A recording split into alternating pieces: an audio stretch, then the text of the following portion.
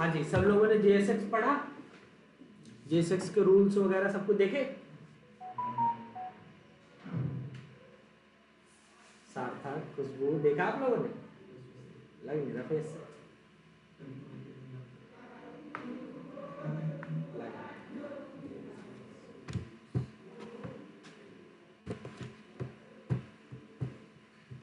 So last time ने JSX के rules वगैरह देखे थे और टेलविंड सेटअप किया था, ठीक है? हाँ, ठीक है। क्या दिखाओ क्या एरर?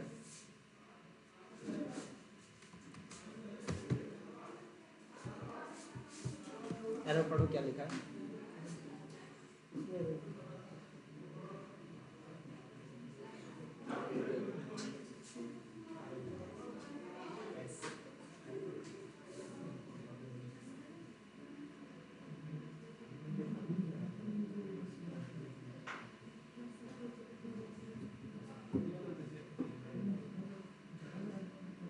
फाइल तो मौजूद है,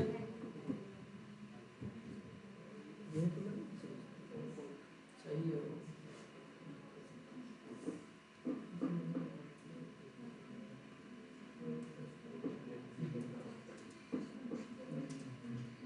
कौन है?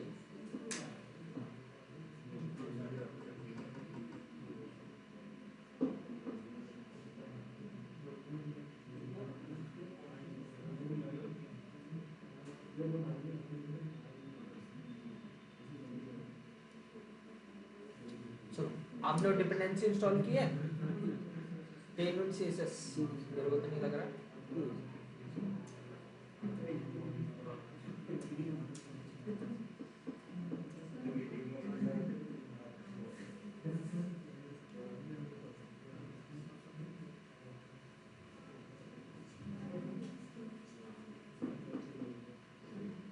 आपने टेलविंड सीएसएस जो है ना, इसे इंपोर्ट नहीं मारा है, ठीक है?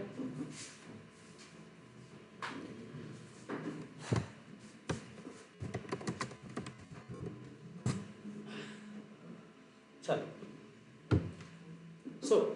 मैंने प्रोजेक्ट को यहाँ पे एग्जीक्यूट कर लिया है, ठीक है निर्भय? ठीक है,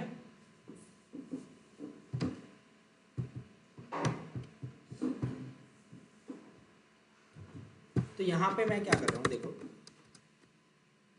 आप लोग जो जावास्क्रिप्ट है, जावास्क्रिप्ट में वेरिएबल कुछ इस तरीके से बनाते थे,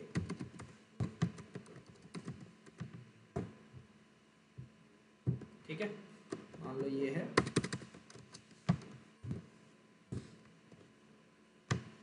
h1 कर्ली ब्रैकेट नेम,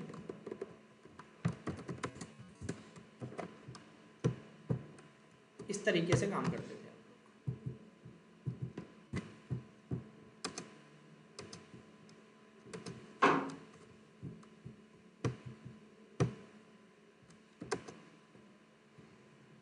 ठीक है, नेम ईच, फिर जो भी वेरिएबल के अंदर वैल्यू है वो आ गई, ठीक है? ये नॉर्मल जावास्क्रिप्ट के अंदर वेरिएबल बनाने का तरीका था, ठीक है? और आप लोगों को मैंने एक टॉपिक पढ़ के आने के लिए बोला था घर से, क्लोजर्स। प्रीरिक्विजिट में मैंने लिखा था ना क्लोजर्स, आई थिंक आप सभी ने पढ़ा होगा।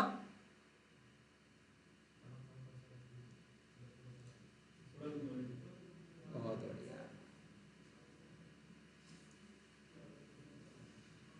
चलो क्लोजर्स क्या होते हैं? फंक्शन के अंदर आप लोग फंक्शन बना सकते हो, ठीक है? और जो अंदर वाला फंक्शन है उसको बाहर वाले वेरिएबल्स और बाकी जो फील्ड्स हैं उन सब का एक्सेस होता है, वो होता है क्लोजर्स, ठीक है? तो रिएक्ट के अंदर ये जो फंक्शन हम बना रहे हैं इसे हम टेक्निकल लैंग्वेज में बोलेंगे functional component.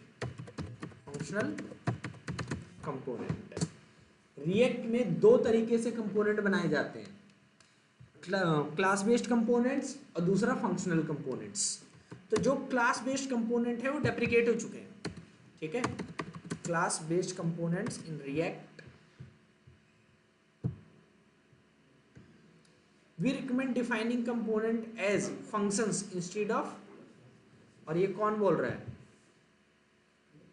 react.dev official website है रिएक्ट। तो जब ये लोग खुद मना कर रहे हैं कि भाई क्लास ना यूज करो, क्लास की जगह क्या यूज करो,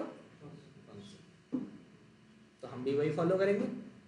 ठीक है, एक्चुअली जो क्लास बेस्ड कंपोनेंट थे ना वो बहुत ही ज़्यादा लेंदी पड़ रहे थे हमें। ठीक है, हर चीज हर बार दिस दिस दिस दिस लगाना पड़ रहा था। ठीक है, तो रीडेबिलिटी वगैरह खराब कर देता था, डेवलपर एक्सपीरियंस खराब कर देता था। तो ऐसे ही कुछ रीजंस की वजह से लोगों ने क्लास बेस्ड कंपोनेंट छोड़ दिया, उसकी जगह फंक्शनल कंपोनेंट पे ज़्यादा फोकस करने लग गए सब लोग। ठीक है, तो अब जो रिएक्ट में सारा काम होता है मोस्टली फंक्शनल कंपोनेंट पे ही होता है। ठीक है, फंक्शन बना के उसके अंदर सारा काम होता है। तो हमने जो ये फंक्शन बनाया है ये क्या कहलाएगा? Functional component. हाँ, यहाँ पे भी एक फाइल के अंदर फंक्शन बनाओ और उसको यूज़ करो कहीं पर भी, कभी भी और कितनी बार भी। फॉर एग्जांपल मेरे को जो ये लेआउट है बहुत बार चाहिए। ठीक है, एक छोटा सा काम और कर देना, JSX फ्रेगमेंट में लगा देना है वरना एरर फेंक देगा।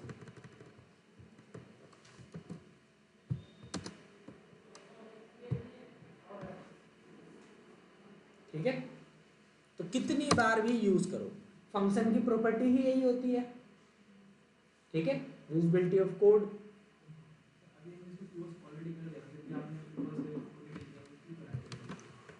मेरे को एक बात बताओ, ये सारे एडजेसेंट एलिमेंट लगे हुए हैं, JSX के रूल्स।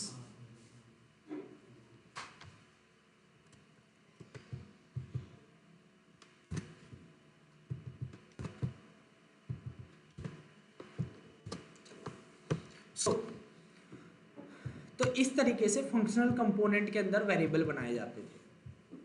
ठीक है, बट जो ये वेरिएबल्स थे ये जो है ना क्या कहते हैं, अब इतना ज़्यादा एफिशिएंट नहीं है। रिएक्ट में ना वेरिएबल कुछ अलग तरीके से बनाए जाते हैं। अगर आपको रिएक्ट के अंदर वेरिएबल बनाने हैं और ऐसे वेरिएबल बनाने हैं जिसकी वजह से यूआई में कोई चेंजेस हो रहे हैं, ठीक है, यूआई पे कोई इफेक्ट पड़ रहा है, जैसे मान लो आपकी कोई नाम जो है यूआई पे दिखाया जा रहा है, कोई जो है काउंट दिखाया जा रहा है जैसे कि लाइक काउंट, तो ऐसी सिचुएशंस के लिए जो है ये वाले वेरिएबल अब हम यूज नहीं करते।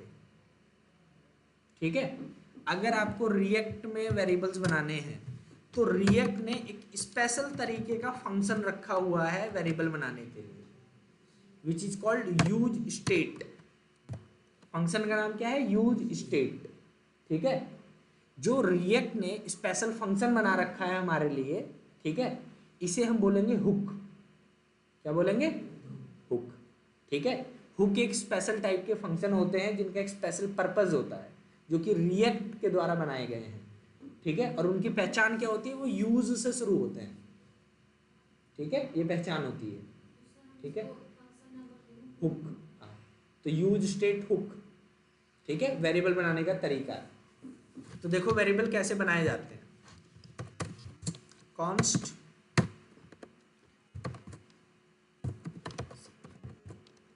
या एक काम करो,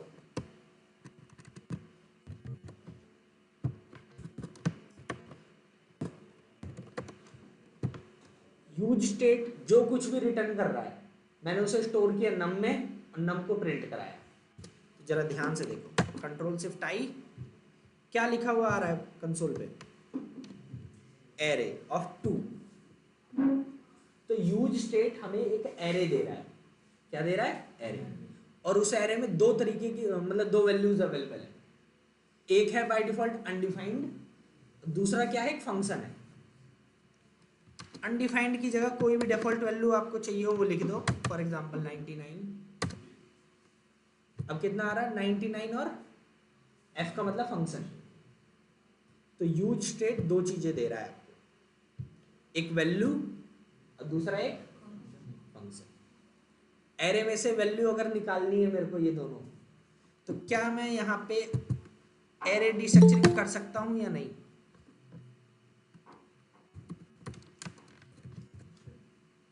जो वेरिएबल था, जो वेरिएबल की वैल्यू थी वो मैंने स्टोर कर ली नम में, और जो फंक्शन था वो स्टोर कर लिया मैंने सेट नम में। एरे डिस्ट्रक्चरिंग पढ़ा रखी है सभी को। ठीक है, तो पहली वैल्यू जो थी वो आ गई नम में, जो दूसरा एक फंक्शन था वो आ गया सेट नम में। ठीक है, देखो मैंने सिर्फ नम प्रिंट कराया था तो कितना आया, नम के अलावा सेट नम एक फंक्शन है, अंदर क्या कोड लिखा है उसे छोड़ दो। ठीक है, बस इतना मानो फंक्शन है। ठीक है,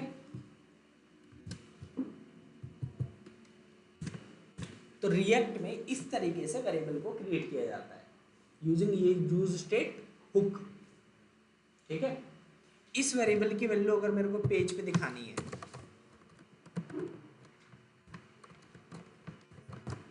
तो कर्ली ब्रैकेट में दिखा दो, रिफ्रेश, नम इज 99। ठीक है,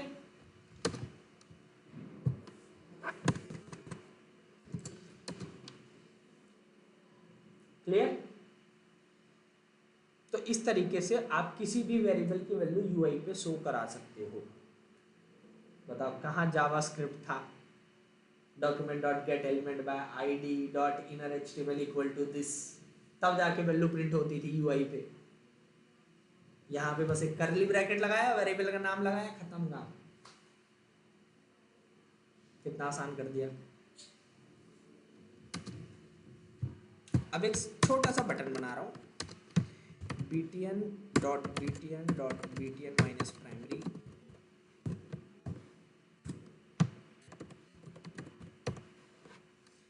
बटन का नाम क्या दिया, इंक्रीमेंट। लेकिन क्या ये बटन जैसा लग रहा है, नहीं, क्योंकि टेलविंड सीएसएस बाय डिफॉल्ट सारी स्टाइलिंग को रीसेट मार देती है। बटन वगैरह की जो भी डिफॉल्ट स्टाइलिंग होती है सब रीसेट मार देती है। वो बोलती है आप जब पूरी वेबसाइट अपने हिसाब से बना रहे हो तो खुद से हर चीज स्टाइल करो।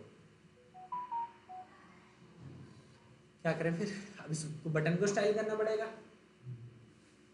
कर देते हैं। index.css पे आओ, @layer base dot btn @apply।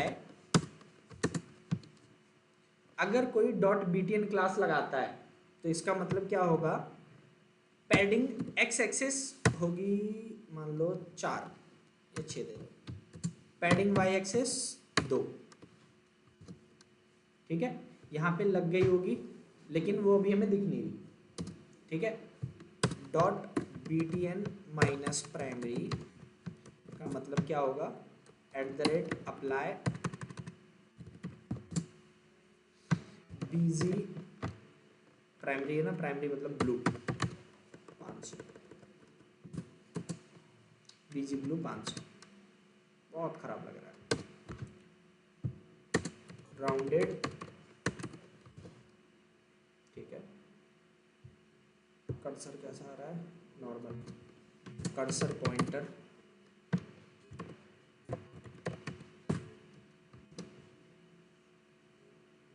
अब लग रहा है बटन। ठीक है,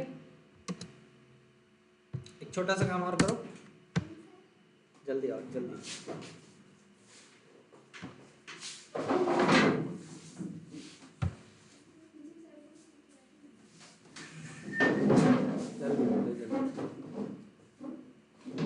बिजली से भी फास्ट। ठीक,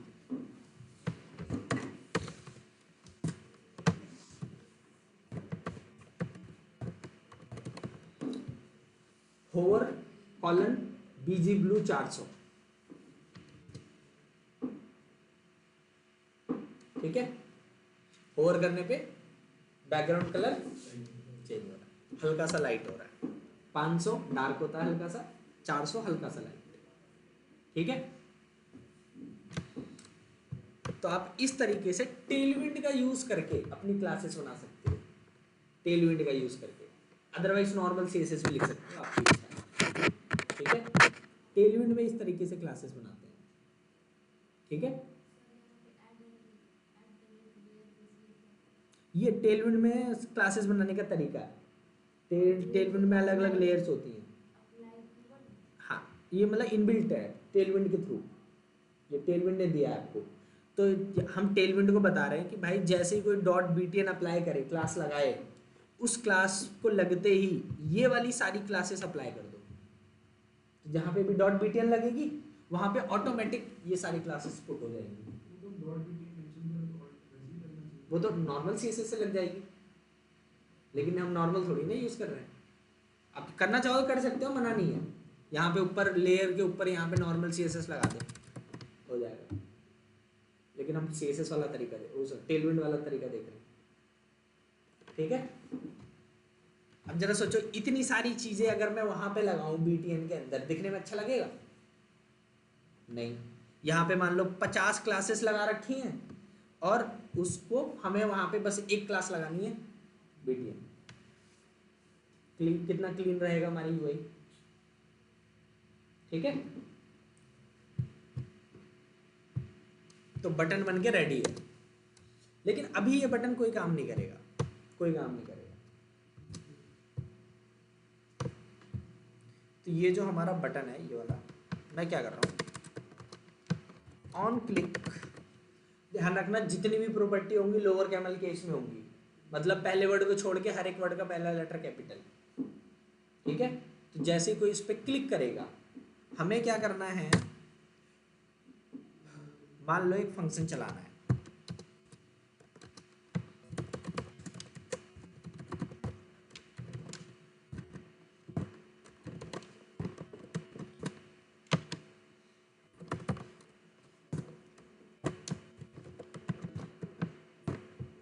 उस फंक्शन का कॉल बैक यहां पास कर रहा हूं, ठीक है। ध्यान रखना, कॉल करना और कॉल बैक पास करना दो अलग चीज होती है, ठीक है। मैंने एसिंक्रोनस प्रोग्रामिंग में आई थिंक बताया भी होगा, हो रहा है। तो जैसे कोई क्लिक करेगा, क्लिक करते ही कौन सा फंक्शन चल जाएगा, इंक्रीमेंट वाला, ठीक है। अब एक बात बताओ, आप बोल सकते थे कि सर आप वेरिएबल की वैल्यू डायरेक्ट भी तो सेट कर सकते थे, num equal to num plus one, num equal to num plus one, ठीक है। तो आपने ये सेट नम को क्यों यूज किया? जो यूज स्टेट से वेरिएबल बने होते हैं उनको अगर चेंज करना है तो चेंज करने के लिए हमेशा जो फंक्शन दिया होता है उसी को यूज करना चाहिए, ठीक है। तभी रिएक्ट उसे ट्रैक करके यूआई में चेंजेस करेगा, ठीक है। तो ये चीज देना बहुत जरूरी है। आप मैनुअली कभी उस वेरिएबल को चेंज मत करना। अगर आपको उस वेरिएबल में चेंज करना है तो वो जो उसने फंक्शन दिया है उसी को यूज करना। तो सेट नम क्या करेगा, ये वैल्यू सेट करवा देगा। तो नम की पुरानी वैल्यू प्लस वन, मान लो नम की पुरानी वैल्यू थी 0, 0 प्लस 1 1 सेट करा देगा नम में, और अगले स्टेप में 2, ठीक है। तो इस तरीके से काम चलेगा। तो एक छोटी सी काउंटर एप्लीकेशन बनी है रिएक्ट के अंदर। लेकिन क्या होता है, एक लाइन के लिए मैं इतना कोड, एक छोटे से काम के लिए इतना 3 लाइन का कोड वेस्ट कर रहा हूँ, मैं फालतू में 3 लाइन वेस्ट कर रहा हूँ।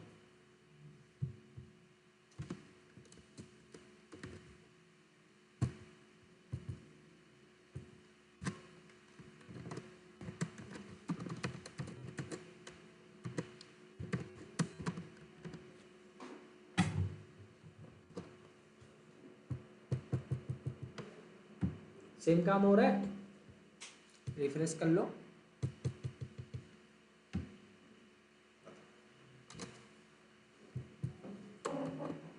तो जब एक लाइन का काम है तो वो यही कर लो ना डायरेक्ट, फालतू में फंक्शन बना के फिर उसे कॉल बैक देने का क्या मतलब बनता है। तो छोटे मोटे काम के लिए यही वाला तरीका ज़्यादा बेस्ट है। अब अगर ज़्यादा लाइन का कोड है तो उसके लिए ऊपर वाला जो हमने कॉल बैक पास किया, ठीक है। अब वो सिनेरियो पे डिपेंड करता है, ठीक है, कि किस सिचुएशन में क्या काम कराना है। हेलो सर, ये जो हमने किया है ऑन क्लिक पे एरो फंक्शन में सेट नम को कॉल किया है, अगर हम डायरेक्टली सेट नम को कॉल कर लेंगे तो चलेगा नहीं क्या ये? बिल्कुल नहीं। अगर आप इसे डायरेक्टली कॉल करोगे, ठीक है, तो अब जहाँ पे जो है इन्फिनिट में फंस जाएगा, ये बोलेगा too many rerenders, React limits the number of renders, too many ऐसा re-renders ऐसा क्यों है? to prevent infinite loop.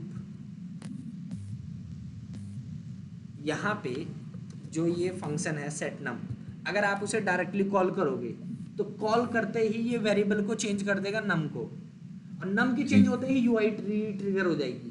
तो ट्रिगर होने का मतलब यूआई रिफ्रेश हो जाएगी, और यूआई के रिफ्रेश होते फिर से ये वाला लॉजिक चल जाएगा, फिर यूआई रिफ्रेश, फिर से लॉजिक, तब तो ये तो इन्फिनिट लूप बन गया।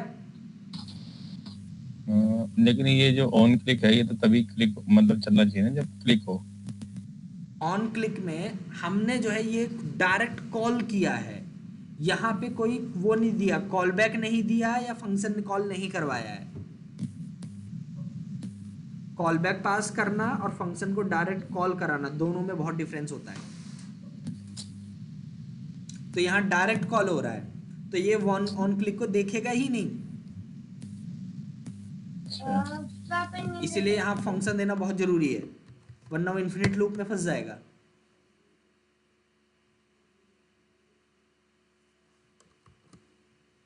ठीक है, तो ये चीज है। तो इस तरीके से आप एक छोटी सी काउंटर एप्लीकेशन बना सकते हो। ऐसे ही सेम एक डिक्रीमेंट के लिए बना लो, एक बटन बना लो, उसके अंदर डिक्रीमेंट कर दो। ठीक है, तो इस तरीके से वेरिएबल्स बनाए जाते हैं रिएक्ट के अंदर। ठीक है, और यहाँ पे वेरिएबल्स को अब हम स्टेट बोलेंगे। क्या बोलेंगे? स्टेट। ठीक है,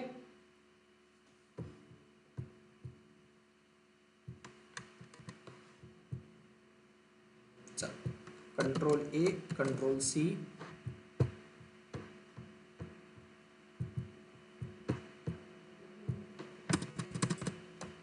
कंट्रोल वी,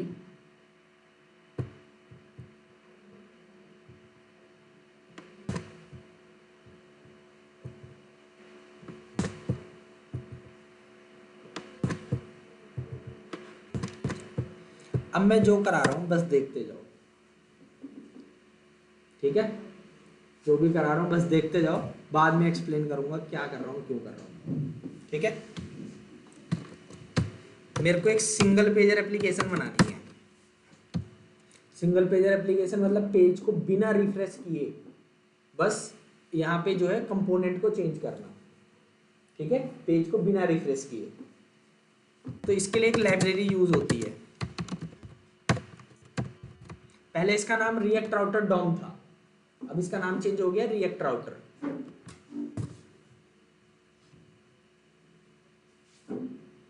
ठीक है,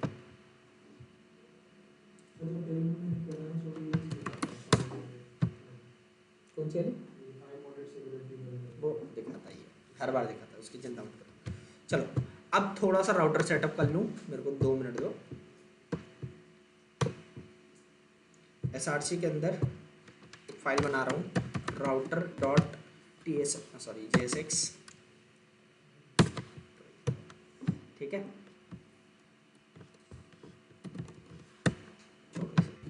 const router equal to create browser router, create browser router, इसके अंदर आएंगे राउट्स। सबसे पहला राउट पाथ, अगर कोई भी स्लैश के लिए रिक्वेस्ट करता है तो उसे उठा के भेज दो लेआउट पे, उठा के भेजना है लेआउट पे। ठीक है, और उसके चिल्ड्रन कौन कौन से होंगे, सबसे पहला चिल्ड्रन पाथ अगर खाली होगा तो वो इंडेक्स पेज होगा। इंडेक्स पेज होते ही जो एलिमेंट होगा वो होगा लैंडिंग पेज। अभी बनाऊंगा ये सारे कंपोनेंट, अभी बने नहीं है। कॉमा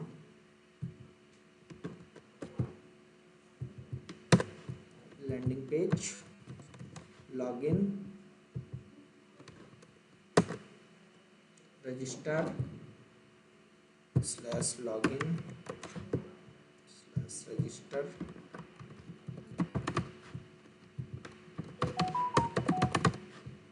इसके अलावा अगर कोई रिक्वेस्ट करता है तो उसे उठा के भेज दो,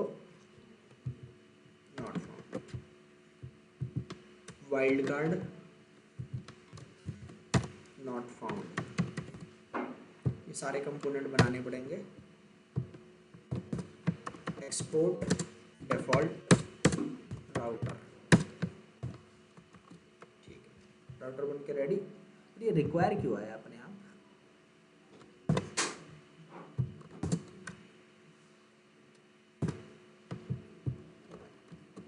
ठीक है, जल्दी से राउटर बन के रेडी। हाँ जी, मेन कहाँ है? ये रहा, router provider, router equal to router, ठीक है। राउटर सेटअप हो गया। हाँ जी, अब जो लेआउट है, लेआउट के अंदर क्या होना चाहिए? सबसे पहले तो JSX फ्रेगमेंट, सबसे पहले होना चाहिए यहाँ पे नैपबार, नैपबार फुटर, ठीक है।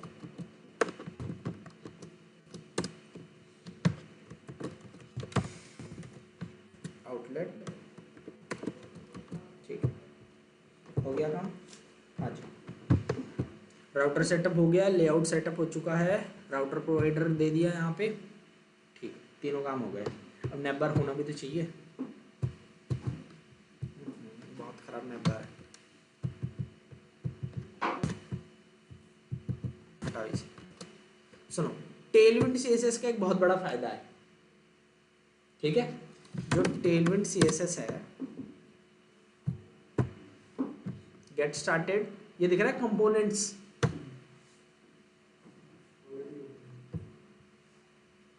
Hero section, feature section, CTA section, bento grids, pricing, header, newsletter, stats, footer, banner, fly, headers, 404 page, landing page, pricing, about, जो चाहिए सब मिलेंगे, लेकिन सिर्फ एक जैसे हीरो सेक्शन है, इसमें देखो ये कोड का ऑप्शन आ रहा है, ठीक है, ये वाला मिल जाएगा फ्री में, कोई दिक्कत नहीं है। लेकिन जो अगला वाला होगा, गेट दी कोड, ज़्यादा नहीं, 8500 का है, ओनली 1500, हाँ लाइफ टाइम, ठीक है। लेकिन मैं इतने पैसे नहीं खर्च करने वाला।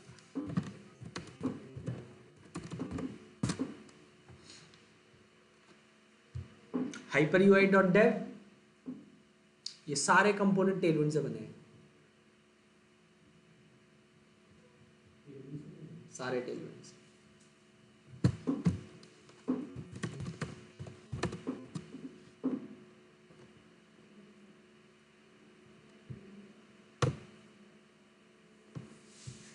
फ्लोबाइट 3.1.2 लेफ्ट साइड में ये देख रहे हो कंपोनेंट्स, अकॉर्डियन, अलर्ट, अवतार, बैनर, ये भी सारे टेलविंड्स हैं सब।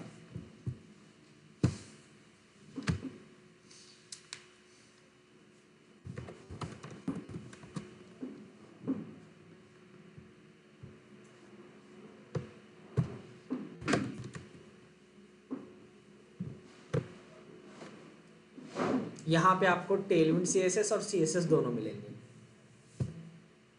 तो टेलविंड CSS पे क्लिक करके जो कंपोनेंट चाहिए उठा लो,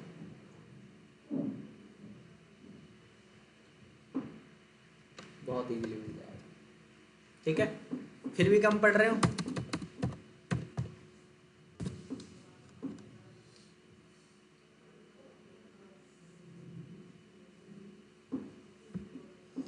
डेजी UI,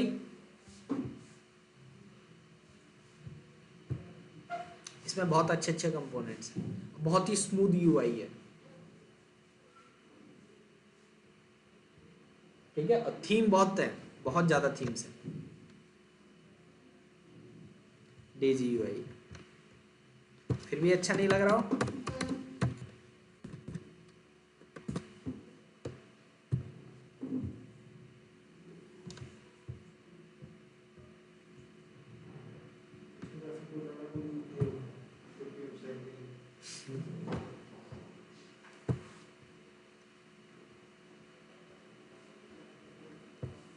फिर भी कम लग रहे हो? ठीक है, तो और है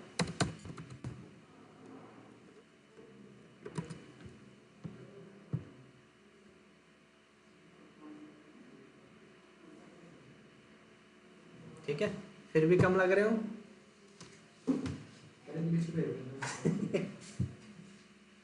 इतने है कि पूछो मत। ठीक है,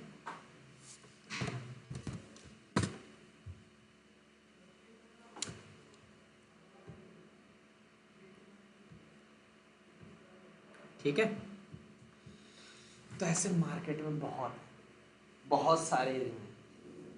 ठीक है,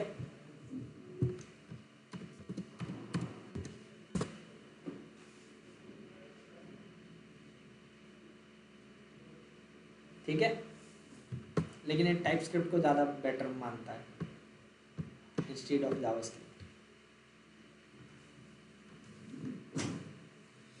तो कमी नहीं है कंपोनेंट लाइब्रेरीज की। ठीक है, आपको कभी भी कंपोनेंट की जरूरत नहीं पड़ेगी। फिर भी जरूरत पड़ रही हो, चैट जीपीटी पे चले जाओ। ठीक है, लवेबल पे चले जाओ। ठीक है, गूगल एआई स्टूडियो पे चले जाओ, इससे बोलो 2 मिनट में कंपोनेंट जनरेट करके दे देगा। और क्या चाहिए?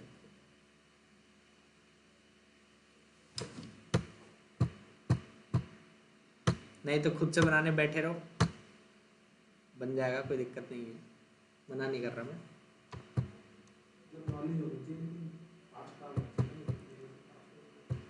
तो वही चीज़ है, नकल के लिए भी अकल होनी चाहिए।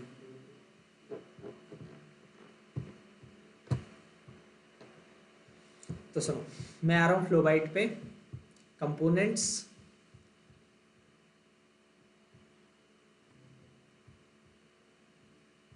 नैपबार,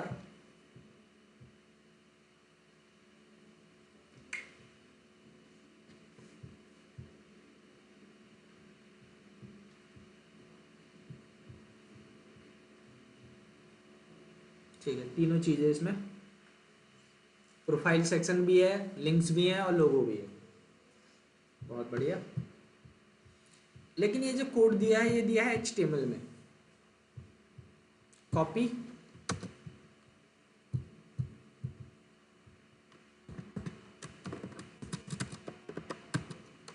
पेस्ट। अब यहाँ पे HTML की जो है दिक्कत आ रही है सारी, जैसे HTML के comment.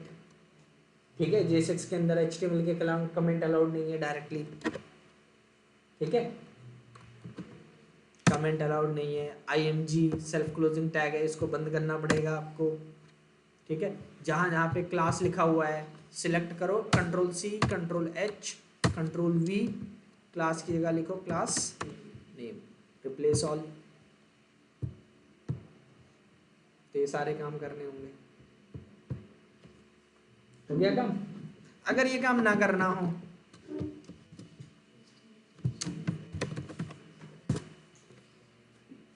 HTML to JSX converter बहुत ऑनलाइन अवेलेबल है।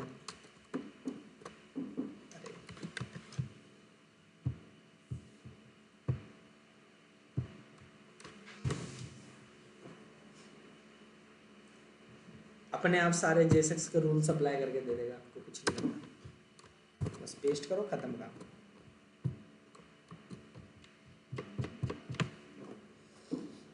मिल गया नंबर? ऐसे ही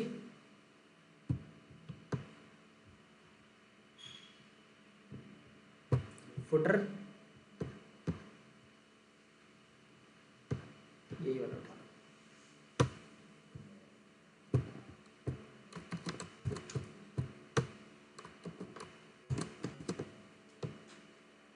हम इतना टाइम वेस्ट नहीं करते UI पे, ध्यान रखना।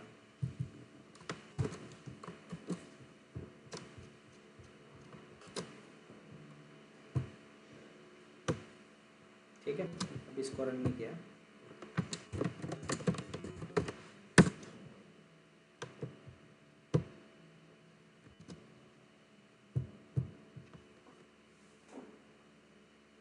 कुछ गलती हुई है, और हाँ मैंने इंपोर्ट नहीं मारा होगा राउटर के अंदर, और ये कंपोनेंट भी नहीं बनाए हैं। SRC के अंदर एक फोल्डर बना रहा हूँ, पेजेस के अंदर एक फाइल बना रहा हूँ, landing page dot JSX RAFCE, ठीक है। फिर उसके बाद अगला क्या करना है, लॉगिन रजिस्टर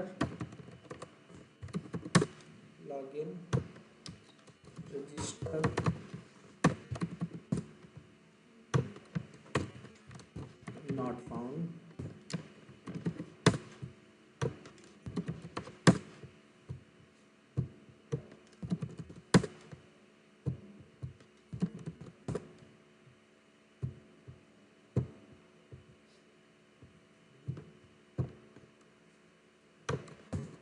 क्या हुआ सुखमन प्रीत, समझ में नहीं आ रहा क्या हो रहा है क्या नहीं, अभी मैंने समझाया ही नहीं है।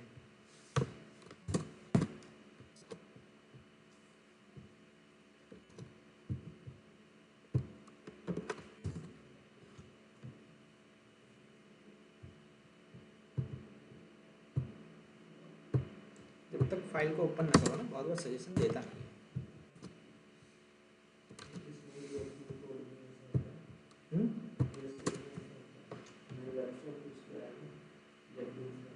मैंने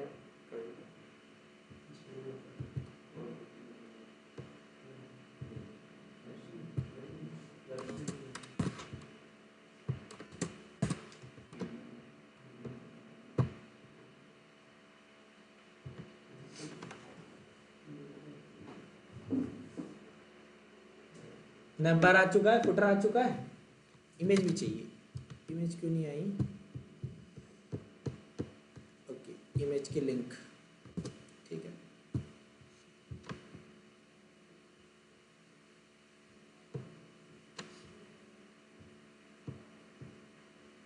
नंबर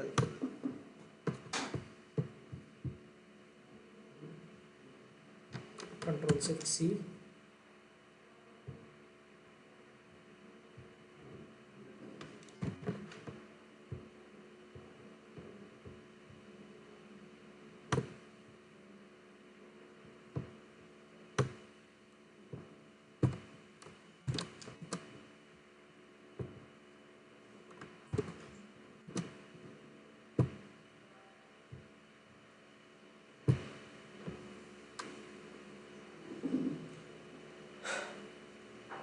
इमेज आ गई,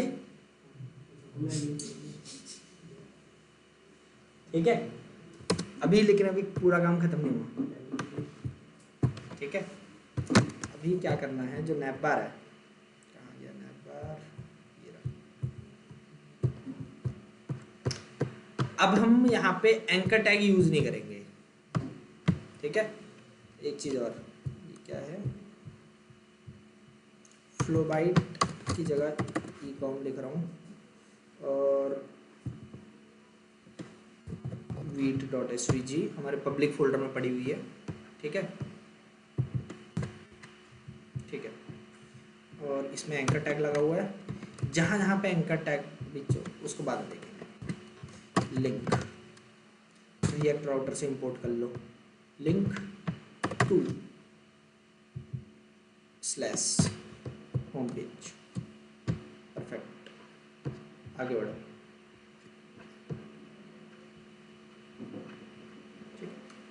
जहाँ जहाँ पे एंकर टैग ओपन है वहाँ वहाँ पे हमें क्या करना है, नैव लिंक ओपन करना है, रिप्लेस ऑल।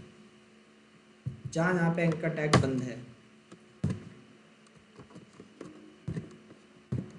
वहाँ वहाँ पे नैव लिंक बंद करनी है, ठीक है। जहाँ जहाँ पे href इक्वल टू ये है वहाँ वहाँ पे to equal to slash,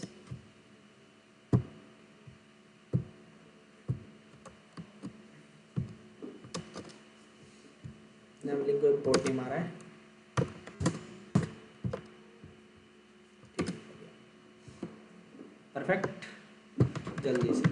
slash login, यहां ध्यान देना इस जगह पे, ठीक है।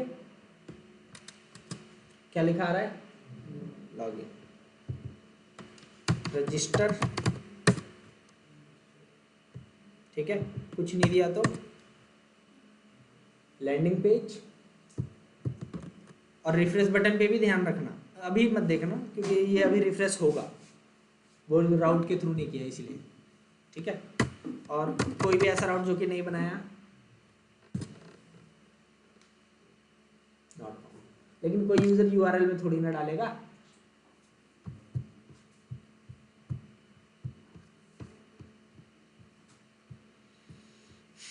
तो एक काम करते हैं, अभी के लिए ऐसे ही लगा दे रहा हूँ, बाद में इसको चेंज कर देंगे, लॉगिन रजिस्टर,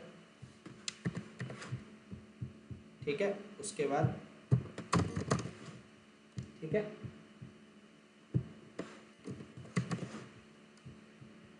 ठीक है, देखो लॉगिन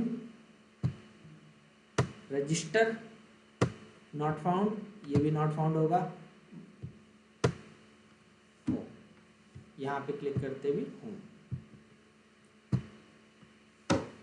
और रिफ्रेश बटन पे जरूर ध्यान रखना।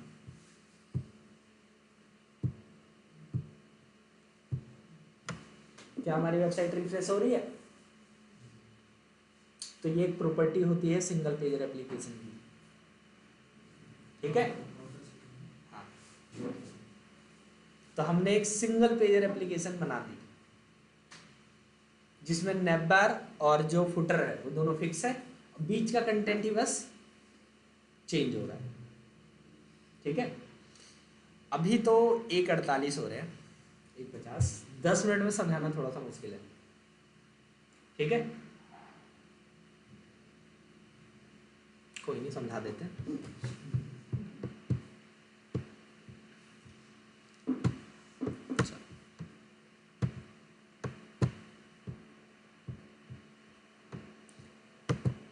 सबसे पहली चीज, हमारे पास एक फाइल है, फाइल का नाम क्या रखा मैंने, routes.jsx, ठीक है।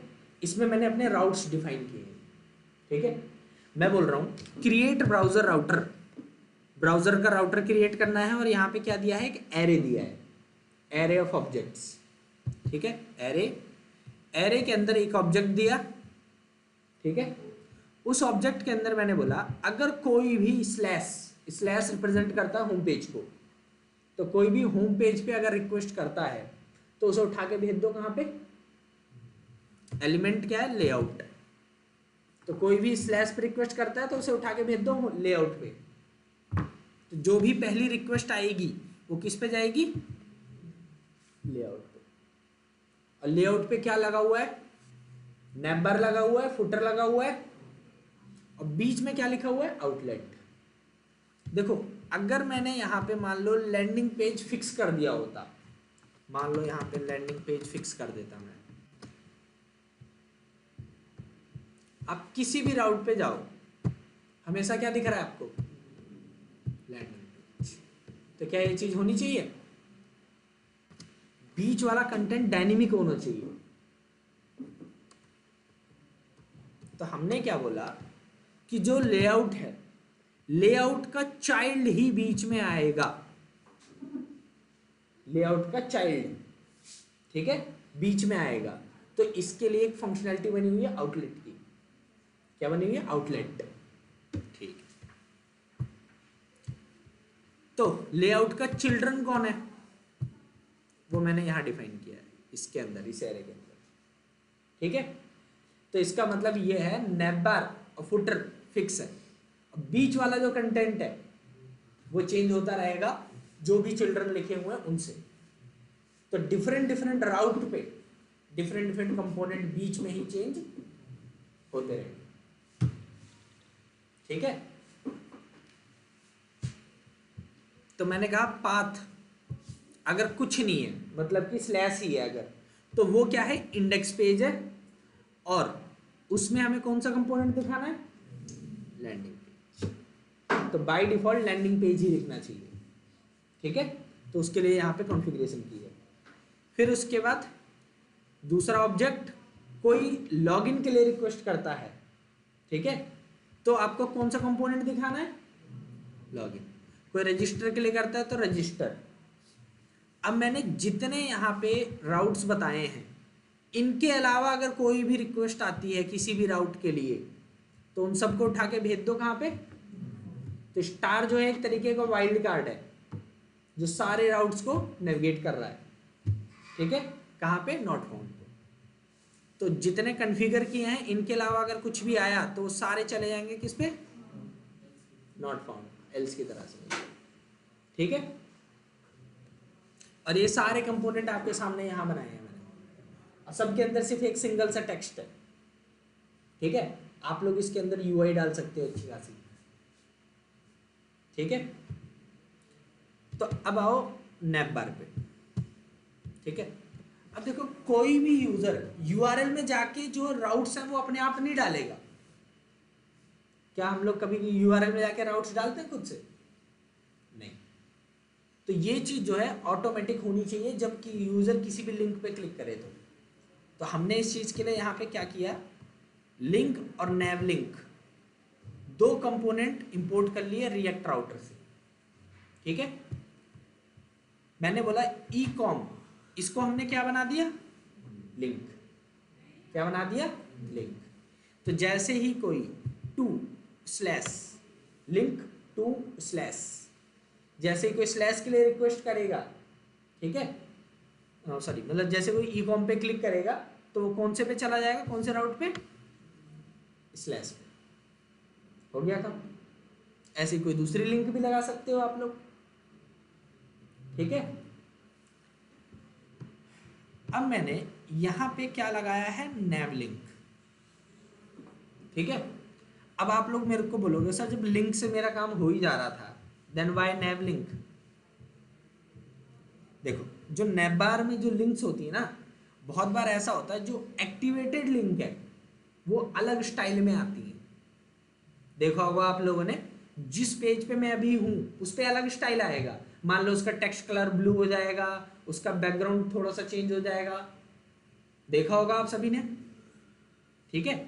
तो इस फंक्शनैलिटी के लिए जो नैव लिंक है वो हमें हेल्प करेगा, नैव लिंक हमें इसी चीज में हेल्प करता है, ठीक है। आपको अगर देखना है तो मैं दिखा सकता हूं, जैसे कि देखो ये जो स्लैश लॉगिन है,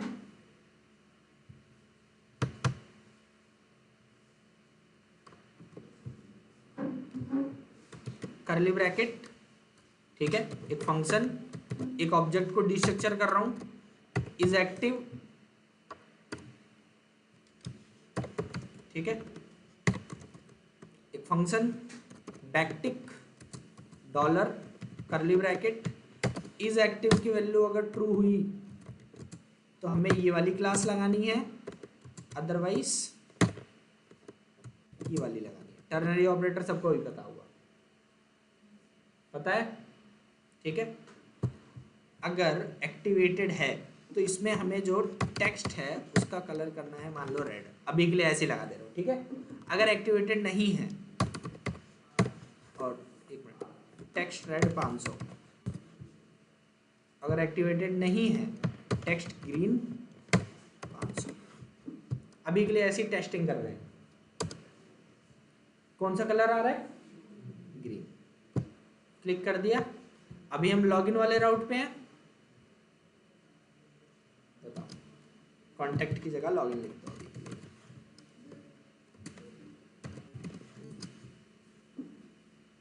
किसी और राउट पे हूं, लॉगिन पे आया, बताओ।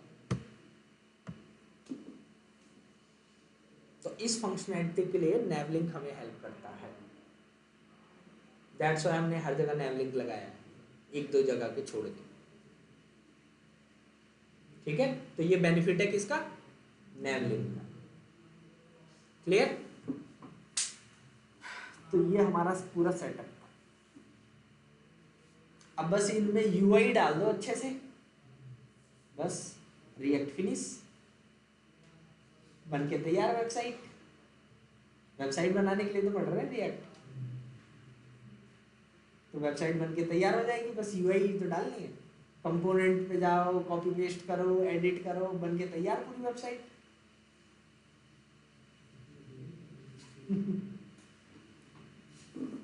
रिएक्ट खत्म बस इतने में। अगर लिंक में सेम डालेंगे तो चलेगा नहीं क्या? सेम डालोगे मतलब? जो आपने लिखा है कोड एक्टिव करने के लिए, वो लिंक में डालेंगे, जैसे नैव लिंक में डाला तो वो हाँ, काम वो नहीं करेगा। चलेगा, लिंक पे नहीं चलेगा। ठीक है, वैसे मजाक कर रहा हूँ, रिएक्ट इतनी नहीं है। ठीक है, अभी रिएक्ट में टाइम लगेगा। तो इतना करके आप लोग यूआई को बिल्ड कर सकते हो अच्छे से रिएक्ट के अंदर। ठीक है, लेकिन अभी और भी चीज़ें बाकी है, जैसे कंडीशनल रेंडरिंग वगैरह हो गए, स्टेट ड्रॉप्स, फॉर्म वगैरह, बहुत चीज़ बाकी है। ठीक है, तो धीरे धीरे देखेंगे, लेकिन आप सभी को इतना सेटअप करके नेक्स्ट क्लास तक लाना है, और इस फ्राइडे भी आना है आप सभी को।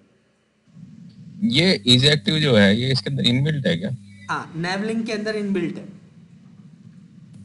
क्योंकि हमने कहीं डिफाइन तो किया ही नहीं है इजी एक्टिव। हाँ, तो ये ऑब्जेक्ट देता है नेवलिंक हमें, हम उसको डिस्ट्रक्चर कर रहे हैं, ठीक है। इसलिए सिर्फ नेवलिंक यूज किया है, और ये चीज हमें लिंक में नहीं मिलेगी। ठीक है, तो इतना काम करिए, फिर आप लोगों से मिलते हैं नेक्स्ट क्लास। मैं ये पूरा आपको शेयर